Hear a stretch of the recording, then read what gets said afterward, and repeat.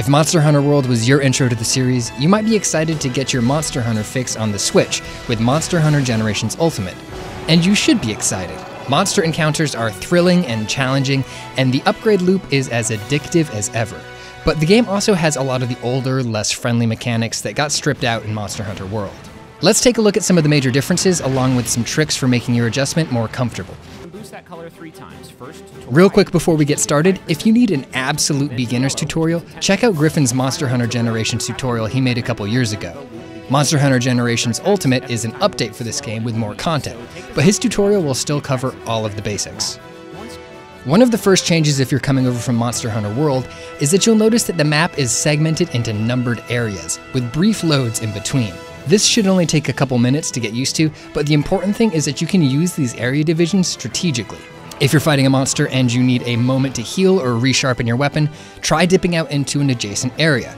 The monster won't instantly follow you, so you'll have a few moments of peace to do any necessary maintenance. Next, finding monsters is a bit different in Generations Ultimate. There are no scout flies, so it's totally up to you to hunt the monster down. Over time, you'll probably start to memorize the starting locations for each monster, but if you need a bit of help, it's time to meet your best friend. Kiranico is a hugely helpful website full of Monster Hunter info that is either buried in the game's menus or not surfaced at all. Along with a lot of really other helpful info, you can find the starting areas for most monsters. Bookmark Kiranico because you are going to need it. Once you find a monster, you're going to need to paintball it to continue tracking it. To do this, just select your paintball and lob it right at the monster. Once it's marked, it'll show up as a pink dot on your map. You'll find a couple of paintballs in the blue chest when you start a mission out, but you can also craft your own out of paint berries. Paintballs last around 5 minutes, so you're going to need to reapply over the course of a fight. Monsters don't always flee in obvious directions, so you're going to want to keep them coated to avoid losing them and wasting time. One neat tip is to keep an eye out for hot air balloons.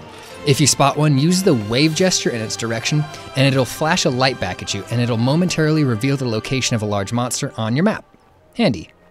Just like Monster Hunter World, your quests will come from this nice lady who hangs out by the quest board. The difficulty of these quests is denoted by the star rating that they have, and to move up through the star ratings, you need to complete very specific quests. The problem is that in Monster Hunter Generations, these key quests aren't labeled. Once again, your friend Kiranico will provide a helpful labeled list of key quests, so you don't have to waste any time with unnecessary busy work. When it comes to actually fighting the monsters, one of the changes you'll notice right away is that there's no automatic sheathing in Generations Ultimate. You'll need to manually sheath your weapon to move around quickly or interact with the environment. But there are a couple of ways to get around a bit quicker with your weapon drawn. Dodging towards a ledge with most weapons will get you up that ledge very quickly, and likewise you can cover a lot of ground by rolling off of a ledge. And if you want to start climbing a wall or vines, but your weapon is drawn, roll towards that wall and tap A as soon as you touch it. This will instantly sheath your weapon and stick you to the wall. This is one of the quickest ways to sheath, and it actually opens up some interesting movement options for you. Yet another change in Monster Hunter Generations Ultimate is that these missions are BYOG. Bring your own gear. While Monster Hunter World gave you an infinitely reusable whetstone and pickaxe and insect net, Monster Hunter Generations Ultimate is old school Monster Hunter.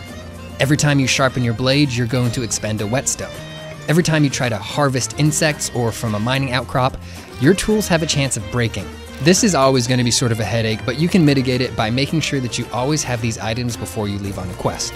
If you want to make your life easier, invest as early as possible in upgraded versions of the insect net and pickaxe. The stronger tools break a lot less often.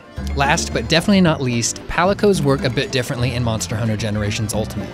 For starters, you can bring 2 of them with you on any single player mission, so you can mix and match skill sets to suit your needs. Speaking of skills, as your Palicos level up and learn new abilities, you'll need to equip those abilities manually.